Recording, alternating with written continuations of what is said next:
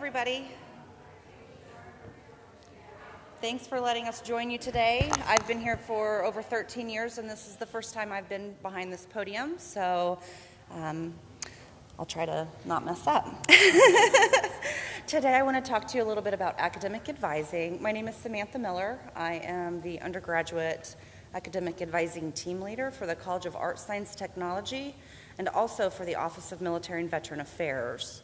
I did mention I've been here for 13 years. I have worked in advising at some point or some level the whole time, so I know many of you.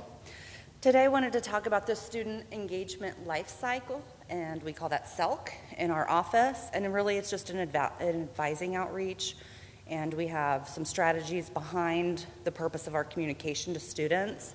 I also wanted to tie that into faculty alerts, which, as you know, is a support that faculty can identify a student that is at risk in their classroom for several reasons.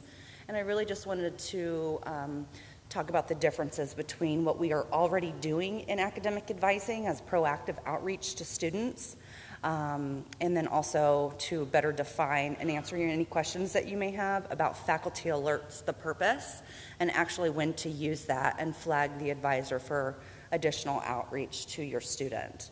And then last, I do have a faculty collaboration guide, and I'll leave that on this desk here.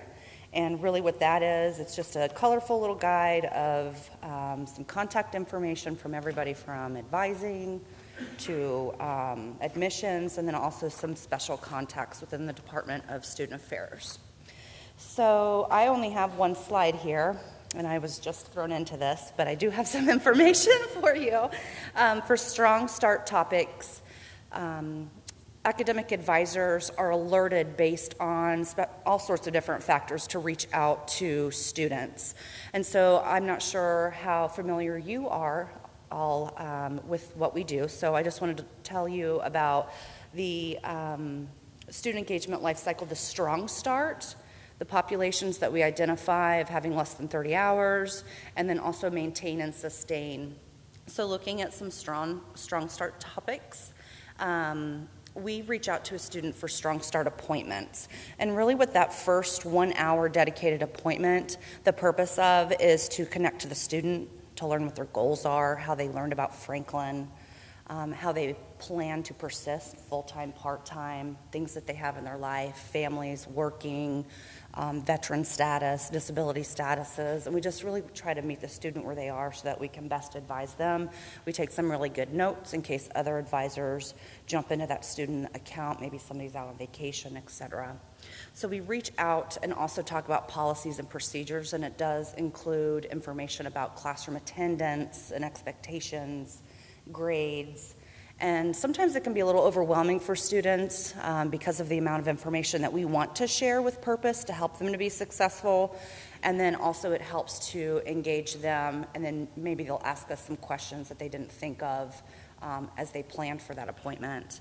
Another Strong Start outreach for the student engagement life cycle is a not logged in. So to kind of tie this to faculty alerts, we do receive a lot of faculty alerts for students that have not logged in, and in most cases we already have tried to reach out to that student.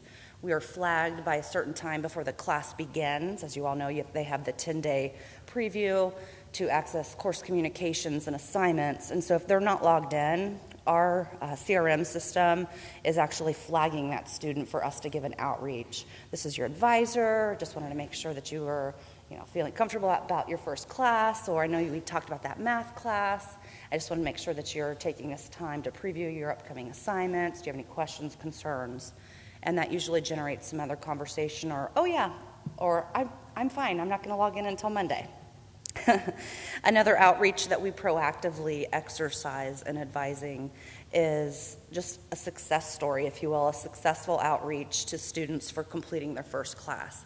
So as you know, all students in the undergraduate program are required to complete the PF, either 121 or 321, and we reach out to that student, even if we just recently had a Strong Start with them, just to give them a kudos for completing their first class successfully. Maybe it's a grad student, a doctoral student. We're reaching out to those students just to say, great job, keep pushing. Another proactive outreach that we do is for students that weren't successful in their first class. Oftentimes, that requires an action plan from the advisor to reschedule their classes. We also want to understand what happened. Why weren't they successful? How can we help them? What questions, concerns do they have? It gives us an opportunity to develop some goals with the student and review, again, policies, procedures, attendance, GPA requirements, etc. Another proactive outreach that we do is the academic planning appointment. And so that is just a way for the student to create an academic plan, whether it's just for the next semester or all the way to graduation. Oftentimes when you do include the student in those plans, it helps them to persist. And again, just the additional outreaches help you to continue to build a relationship with that student as the advisor is their main go-to. So now I want to talk to you a little bit about maintain and sustain. So these outreaches are for students that have surpassed the 30 hours, but we're still reaching out to them again for not logging in. So even if they're not logging in and this is not their first semester, we're calling to remind them to log in. We also reach out for their change in full-time or part-time status of their enrollment. Financial aid is the majority of how our students pay for their tuition. So I see Blake over there sneaking in. Obviously with our partnerships with military benefits, self-pay plans, deferments, there's all sorts of ways that a student can pay for their tuition, but we also are flagged, if you will, for student financial services and or their advisor to reach out to talk to them about eligibility, part-time, full-time status of enrollment. We reach out to them for attendance. So again, kind of tying that into faculty alerts that we see a lot as you all are being proactive and saying, hey, John Doe, he's not logging into his class. He hasn't done his homework this week. I've given him extension. He didn't follow up on that extension. So just overall for the attendance with the 6-week and the 12-week courses, we are reaching out to them when they are at risk and they're, unfortunately close to being dropped from the class with a Z grade. So not only does that impact their progress, that academic plan that they had made with their advisor, it also impacts their eligibility for funding, and that can be detrimental. And then we also have mid-class alerts that we are flagged to reach out to a student, and that goes for their performance is low. So we just try to always reach out and not accuse them of not participating, but we really just try to ask how the student is doing, how the classes are going, do they have any questions or concerns, and then again try to implement in the conversation, going back to policies and procedures and success. Discussing obstacles with the student and ask if they have a plan to increase their grade. So sometimes that additional outreach is helpful from the advising standpoint. And also it can be a little bit of a difficult conversation because we are not in the classroom. We are not grading their papers. We did not give them the extension. We did not see that they didn't participate in their discussion board. So a lot of faculty alerts tie back to those reasons for us to reach out to a student. Hey, can you reach out to Terry? He hasn't done his assignment. We talked about he's coming to class for 3 hours and 40 minutes, but he's not doing any of his homework. Can you reach out to him? And it puts us in a position of saying, hey, you're not doing your homework, because that's what your teacher just said. That's what your instructor said. And that's not a very good conversation, and so we just ask for faculty alerts unless you really find that it would be of value for us to assist you, that you're following the attendance policy, that you're reaching out to the student.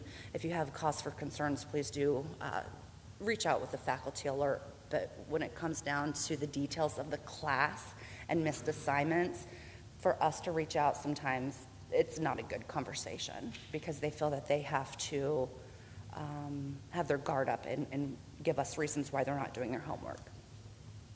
The third SELC outreach, if you will, is the next step prep. And so this really doesn't tie so much into faculty, but we do have some other outreaches for graduation purposes. The last thing you'd want is a student to show up for graduation with their family and be prepared to graduate and find out that they were missing an academic requirement. That happens. It happens almost every graduation. So we do have some supports to remind students to apply for graduation, Not only do you have to meet your academic requirements, but you have to have that application on file so we know that you plan to graduate. So that's really what I wanted to talk to you about SELC and faculty alerts.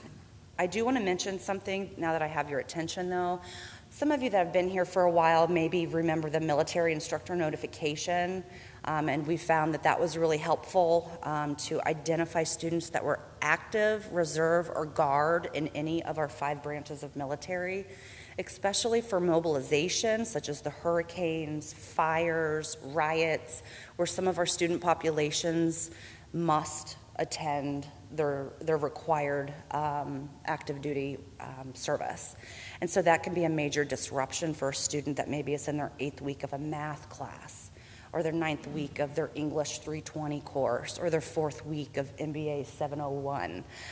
It can be a major disruption. And so we are, with the help of Dr. Saunders, we have rejuvenated the communication, if you will, and made it more applicable to today. But we are at this point where we do not have IT support to pull rosters from our colleagues' student database system to understand that Dr. Alpay has Tom Jones in their class and they're a military student, and then give Dr. Alpay some information around if this student identifies that they have orders, here's steps that you can take and be empowered to make decisions that best support the student per our military student policies that are in our university handbook. So we do plan to send out an attempt to at least reach you, an email to program chairs and to lead faculty that has current information on our policies and procedures when it comes to dealing with a military student that's been called for mobilization or even their regular training. It is in your discretion to support the student. The last case scenario, if you will, the worst, we can backdate the student so that there's not such a financial repercussion, but then again, they lose that time and that progress, and at no fault of their own. So prepare to have that email sent out to you. Feel free to share it with adjuncts and other folks that you think maybe were missed or would find it of value. I appreciate in advance any of your feedback that you would like to reply to me on the notification. And other than that, I'm going to end my 1-slide presentation. And I am going to put those handouts on that table. And we'll also, when the slides are emailed out to everyone, be sure that that contact information is shared. Thank you. Here comes Chris Tyner.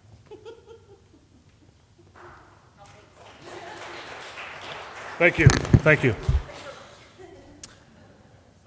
Most of you know me. I guess I should advance the slide first, shouldn't I? Oh, that's community standards. I don't think so. Well, let's see if we can figure out which. Oh, there we go. All right. Most of you know me. If you don't, my name is Chris Tyner. I am the Director of Student Experience and Student Ombuds here at Franklin. I also spend some time out at Urbana. I have the last couple of years, so you may have run into me out there as well in an interim role. I'm here today to talk a little bit about my role and how it benefits you as faculty. Some of this may be repetitive, so just stick with me. By the way, if anybody likes Skittles, in that red bowl up there, there's a whole box of Skittles that I need to get rid of, because if not, I have to take it home to my 4-year-old, and he'll eat the whole box. So if someone could take those off my hands, thank you, Cody. There's a little bit of candy in there. I do have a red candy bowl I carry around, so if you see me around campus and you need a sugar fix, by all means, please stop me. Student life means a lot of things. One of the biggest things it means, especially in our world, is how can we support students and how can they learn things outside of the classroom. And that's a big part of what I do within my role. What you see in front of you there is basically just a series of things that I do. So how many people have heard the term student ombuds or familiar with student ombuds? Some, yeah, okay. Basically, the goal of a student ombuds more or less is to work with student situations to try to come up with an informal resolution between student and institution. So as Katie will talk about here in a minute, we do have a formal grievance process that students can go through if they have some sort of dissatisfying experience with the institution. However, sometimes it's better for them to work a little bit more informally with us to try to come up with a solution that maybe doesn't involve so much work, okay? So one of the things that I do, and it'll be a great service to you all and to those folks that are online as well, is try to play the role, not try, I do, play the role of a student ombuds here on campus. So if you have a student, for example, that feels like they have had a negative experience in your class, could be for a lot of reasons. If you have a student that feels like they have had trouble communicating with you for some reason, happens, right? If you have a student that for whatever reason thinks that one of your adjuncts is, quote, out to get them, and what I mean that jokingly to say, no matter what they do, they can't get an A, for example, right? And you're sort of going, I don't know what to do with this person. I keep trying to communicate with them. I say one thing, they say something else. We ping pong back and forth, and that's where I come in, okay? So what you can do is refer them over to me as a student advocate who can work with them in conjunction with you to hopefully find a solution to their issue. Saves you a lot of time without having to go a lot of formal means, saves the university a lot of time, and hopefully it helps the student persist, okay? So that role is open to anybody at the institution. So I work with faculty, staff, students contact me directly. I've gotten calls from the president's office. I've worked with alumni before. You name it, I've worked with them, okay? So keep that in mind. I did bring some cards with me, so if you're a card person, that you like to have cards as reminders to things, by all means, please take one. Wellness outreaches. One of the things that I try to be upfront with people about is the fact that we do not currently have a mental health function at our institution. So, for example, if we have a student who is suffering from depression, someone who suffered from PTSD, someone who may be suffering from anxiety, unfortunately, we don't have a professional function at our institution to work with them. However, you do have me.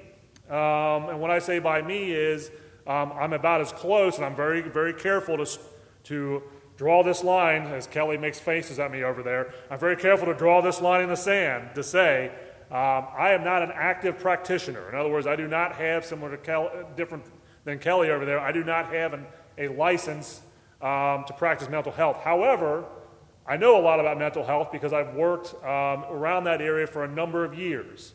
So I guess I'm what you would call an expert first responder.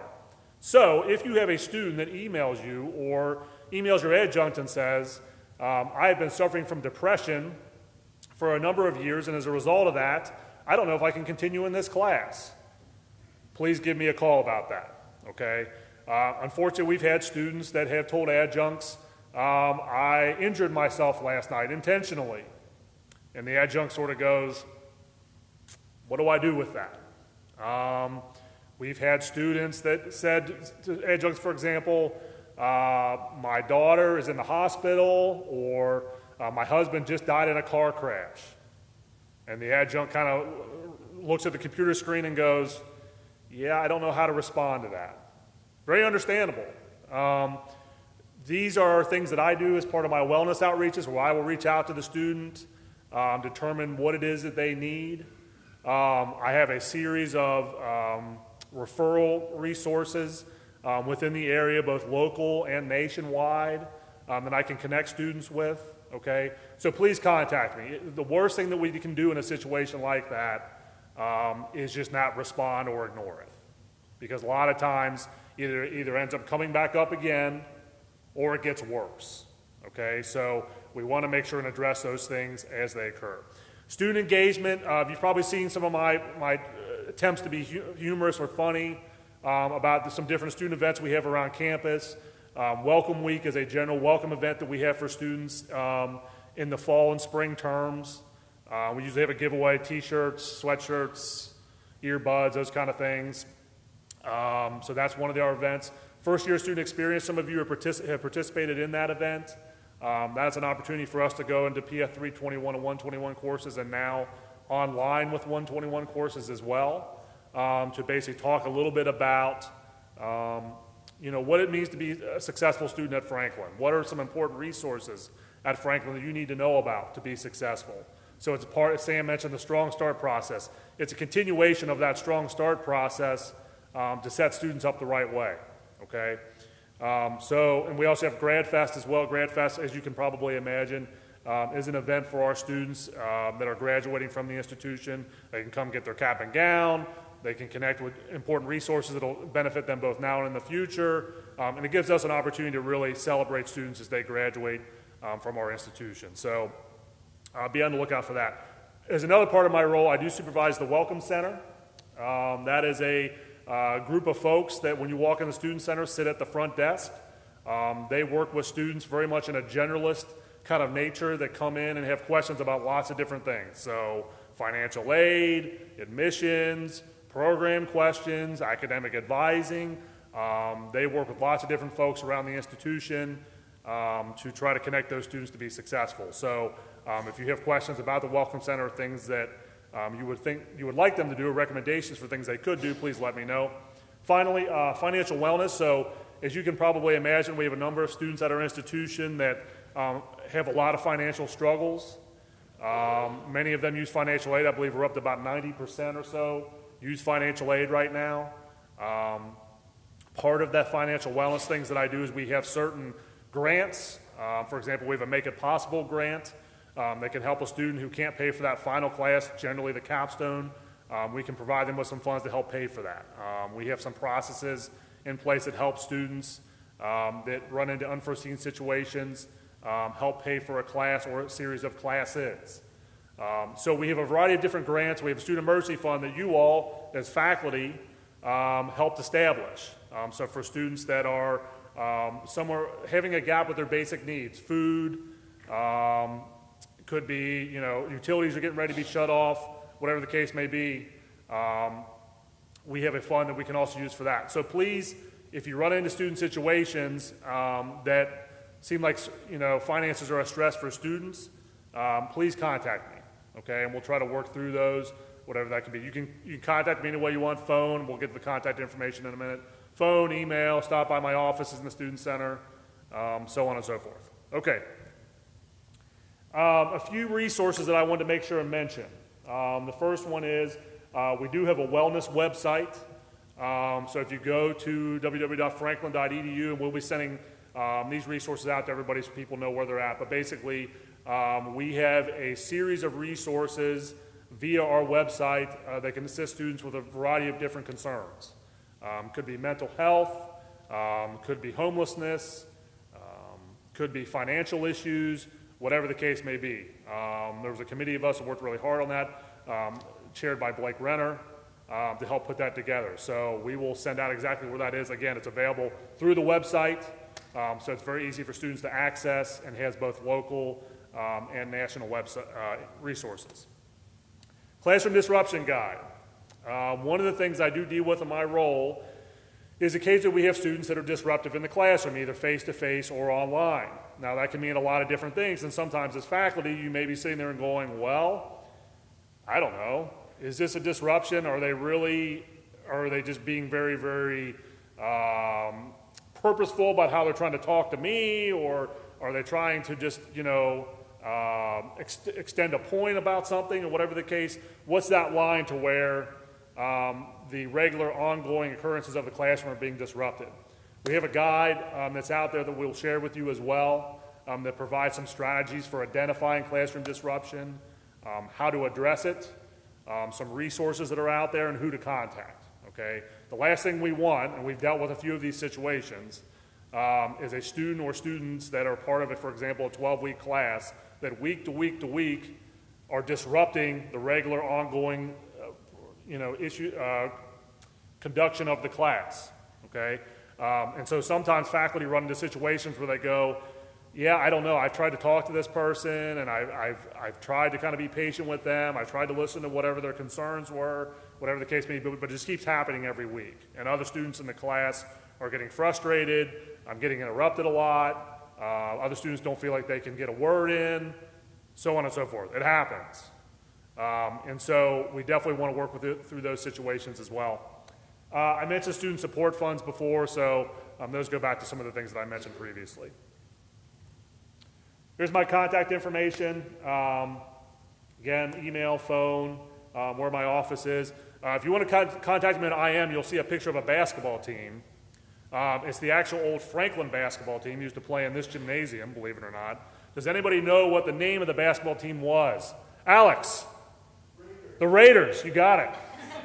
Congratulations, Alex. You're done for the day. See ya. But feel free to contact me via IM as well. Same thing goes for your adjuncts. I talk to a lot of adjuncts over email, over the phone, things like that. And so we ultimately want to provide the best experience possible for you as faculty, especially for your adjunct instructors. I know how difficult it can be sometimes to find really solid adjuncts, especially in certain subject areas or topical areas. And the last thing we want them to do is leave because they've had a negative experience, or they've had some student experiences, or they didn't feel supported. So please contact us if you have any questions. I will now turn it over to my esteemed colleague, Katie Corden. Please don't clap. You already clapped in your way. Definitely don't clap for Chris. That's what he's saying. I apologize about our slides being out of order. I had made these changes in Teams, and as long as Colin Luther isn't here, I'm going to tell everybody that Teams just tends not to work very well for me, and I think most of you can agree with that. And so clearly those changes didn't save through.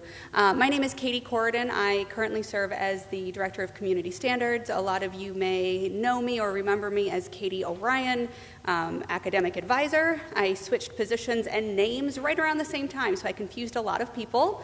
And not to add additional confusion to everyone's plates, but due to an upcoming move for my husband's job, I will be moving to Pennsylvania, stepping out of this role and moving over into our graduate admissions team where I can work remotely. So I will be in this position for a few more weeks, but as you have questions about some of these processes, please don't hesitate to reach out to John Marino and Carla Waugh. I have contact information in the presentation here for those people so that you can continue working with the right people. I'll still be at Franklin, and I can still direct you to the right people, but I won't be the person controlling this process any longer. So what I am here to talk about is the Office of Community Standards. I know you're all sort of in that post-lunch coma time here. Hopefully I can make this really exciting. Academic misconduct is just, it's a really crazy world, so get ready for that. In addition to academic misconduct, which is what I will focus on today, our office does also handle code of conduct violations and investigations and grievances, as Chris mentioned. So if you have a student where you've had some difficulties, you haven't been able to work things out, we're going to be the office that you're going to want to go to. As I mentioned, though, I do want to focus mostly on the academic misconduct side of what we do today, because that seems to be the most impactful for you all in what you do on a day-to-day basis. And what I wanted to do was show how long it's been for some of your programs since your program last had a case of academic misconduct reported through our office.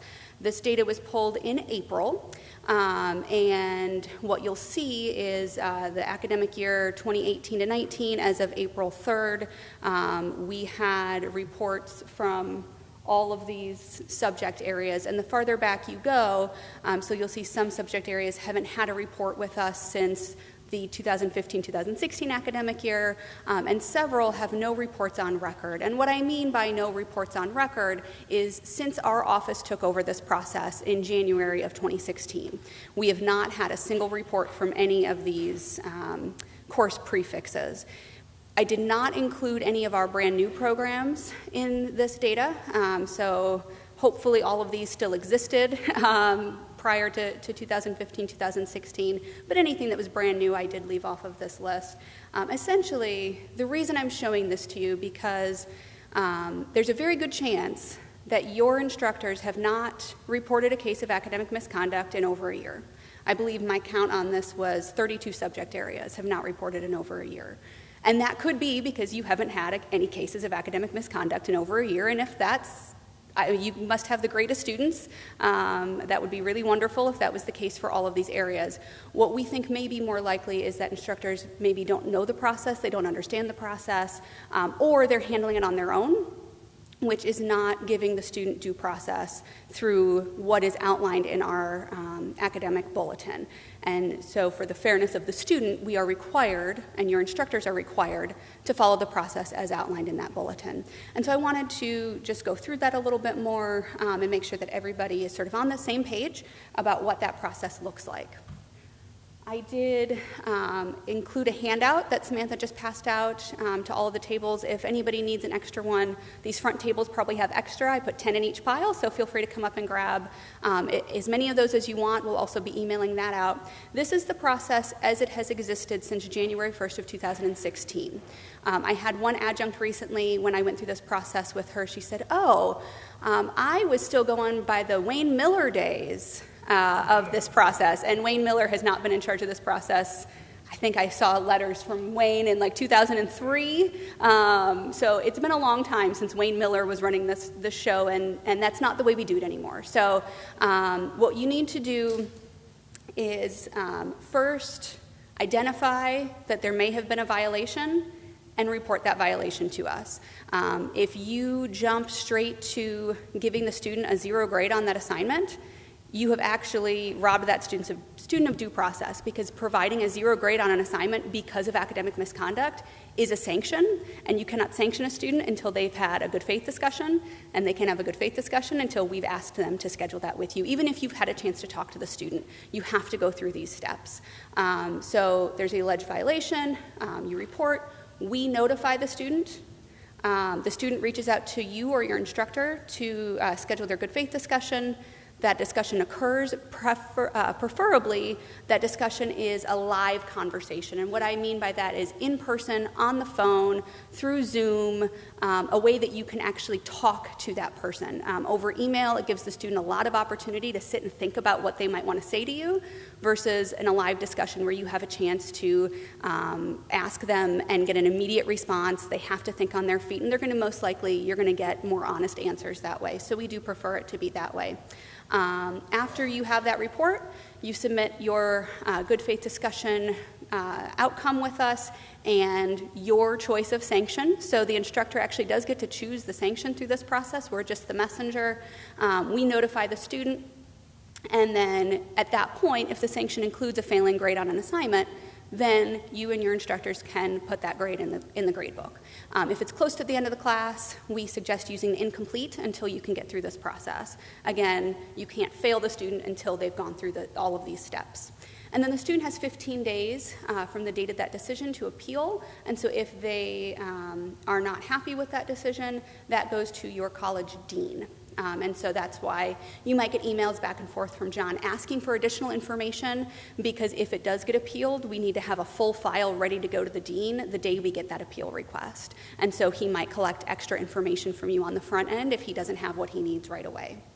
This process will be used at Urbana starting in the fall of 2019. So my office will be taking all of the academic misconduct cases at Urbana and at Franklin starting in the fall. So this will be the exact same process, exact same reporting forms. Everything will be exactly the same. So for those of you who oversee classes at both locations, hopefully that makes that a little bit easier for you. All right, so I know what's on everybody's mind right now is, but Katie, how do I report academic misconduct? And I have an answer for you. It's very exciting. So with the assistance of actually Paul, helped me out with this, we now have the ability to report through Blue Quill. So if you're in your grade book, you see something that you think might be academic misconduct, if you go into the apps portion of Blue Quill, you will see, and I thought I had added an extra screenshot of this, but that also must not have saved, so I apologize. It's a little face, a little guy with glasses, and it says academic dishonesty, and it's at the far right. So when you get in, and it hopefully, I would say hopefully it's on the version that was emailed, but that's probably this version, so it's probably not there either. But it's under apps. It will take you right to the report form that we are currently using. We are also undergoing a transition to a new software system. At that time, that link will be replaced to the new reporting form, so you don't have to remember how to find it. It's going to be super easy under apps in Blue Quill. You can also email us Advocate@franklin.edu is always the email address to use for anything for the Office of Community Standards. Me, my replacement, and John Marino have access to that email account, so if one of us happens to be out unexpectedly, we can't access the other person's email, but we can both access this. Blake Renner also has access to this. If John and I are both out, then Blake would be in there working on things, so it's really important to use that email address. If you have saved somewhere links for the reporting form that we have sent you in the past, we're hoping to redirect those links to our new forms when those new forms come out, so those links should also continue to work. All right, when to report. I've covered this a little bit, but wanted to really hammer in here that you cannot provide a grade on an assignment until you've gone through this process. So report before you assign a grade for the assignment in question, report before you reach out to the student to talk about this, and report before you have made a determination on whether or not that student is responsible. A possible outcome of this process is that the student is actually found not responsible. And so we ask that you go into this process with an open mind. You might come out with a different intention or a different sanction outcome than what you thought you might have when you went into this process. So it's really important to keep an open mind, and do not tell the student in the good faith discussion what your decision is. That needs to come through us, okay? So make sure you kind of keep that back. And finally, why is it important to report? I hear from a lot of instructors about the reasons that they haven't reported, they haven't known how, which hopefully is what we're going to put an end to today. They have wanted to just, give the student a warning, and it's going to be, just fine, which in some cases is probably right, but if you're warning that student, think about how many other instructors may have already warned that same student about the same thing. And if everybody is just giving that person a warning, they're just going to slide by their entire program until in their capstone, the instructor finally reports them, and they'll say, well, I've been doing this the whole time. I hear this a lot. They should not have been doing it the whole time, and if they have, it's because people are not reporting the way they're supposed to. A lot of instructors will say, I just really wanted to be able to have a learning outcome with the student, and that's why I didn't report it to you guys. We provide a learning outcome, as well as the good faith discussion is also your opportunity for a learning outcome. So we want you to have that opportunity, and we give you that opportunity through that discussion, but any student who's found responsible is also required to complete a workshop and an assessment through our office. And they have to get a 100% on that assessment. If they don't, they are not permitted to continue registering for classes, so we can actually hold them accountable for completing that assessment and meeting that learning outcome. And finally, one that we hear often is, I didn't want it to be a big deal. I didn't want the student to get in trouble. It seemed fairly minor. And that's okay. You don't always have to find the student responsible. This process could find the student not responsible, or just provide a warning without an actual charge on the student's account. And so none of those are really very good excuses for not reporting, and so I do want to make sure that everybody continues to do that. One thing we do see is sometimes a misunderstanding of what exactly should be reported. If it's a very, very, very minor situation, for example, a student just isn't using APA correctly, that's not academic misconduct. That's a student who doesn't know APA, and you can work with them directly. If you see minor violations, you've tried to correct them, and they continue happening, even though it feels minor, you've tried to correct it, you can bring that to us. What I generally say is, if you're not sure, go ahead and report it. And if we feel that it's better handled by you or your instructor, we'll tell you that. And we'll say, hey, actually, here's kind of what we're thinking. But in most cases, it's best for us to be able to keep a record of that so we know how many times the student is trying to get away with the same thing. You'd be very surprised how often that happens. We have barely scratched the surface with academic misconduct today, believe it or not. I know this was like just on the edge of your seats, exciting, but we can do a more thorough training with you and your team, and we would love to do that. John Marino has a great PowerPoint, a great presentation, and he is happy to come to any of your adjunct meetings and actually present more of like an hour-long training on this process. So please, if you have any questions, if you'd like to schedule that, please reach out to us at advocate@franklin.edu.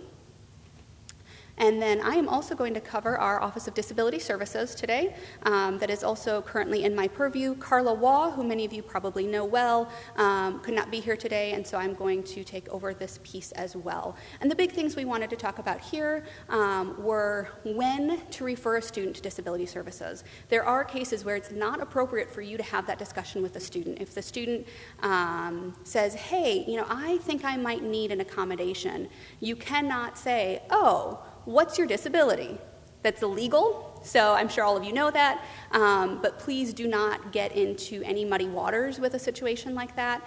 So if a student comes to you and says, hey, I'm blind, it's an online class, I'm blind, please, what should I do? Refer them to Accommodate, and that's on the next slide, accommodate@franklin.edu. If a student asks for accommodations but doesn't tell you anything about what their disability might be, refer them to accommodate@franklin.edu.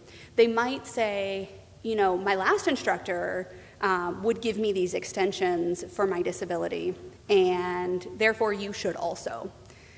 Nah, not really. It's not in good practice to expect that an instructor is going to do the same thing that every other instructor has done if it's not part of the accommodations approved through the Office of Disability Services.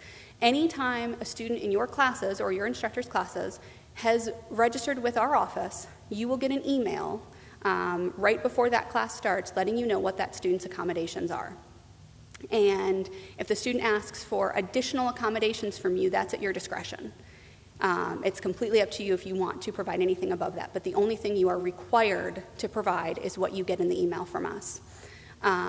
We have seen recently an increase in instructors not taking action when they get these emails. So this is the big thing I wanted to hit home today, and if you remember one thing about disability services, I hope that it's this, which is that when you get an email from Carla or me or my replacement regarding accommodations for a student, there are many circumstances in which you and or your instructors need to do something with that. You might need to extend test time within Blue Quill. You might need to notify Carla of meet sessions because if you have a student who is visually impaired, they might need additional accommodations through that. If you have a student who is deaf, we need to get a captionist into your online meet session. And if we only have 4 hours notice, we probably can't get a captionist in, and then we're not providing the student with an equal access to that class. So it's really important. The email says that, but a lot of times we do not hear back. And so please, please, please read those emails, find out what steps are needed from you, and if you need to follow up with us for any reason, please let us know that. Coming soon, hopefully in the September launch of the new Blue Quill updates, Jesse Furman has been like a superhero for us, designed a way to notify instructors within the classroom that a student uses accommodations without anybody else being able to see that. So the way that it's sort of designed, and hopefully it will look this way, is that there's a little marker, like a little star by the student's name, and when you click on it, it tells you that what their accommodations are. Those are accommodation codes out of Colleague. They're not very detailed. So you'll still need to reference the email, but you at least know to look for it. So keep an eye for that. Hopefully it doesn't get booted from the September update and get pushed back, so we're hoping that that's going to be out here soon. When you need to refer a student, I mentioned this email address, accommodate@franklin.edu. That is for students only. You can email Carla directly at carla.waugh. All right.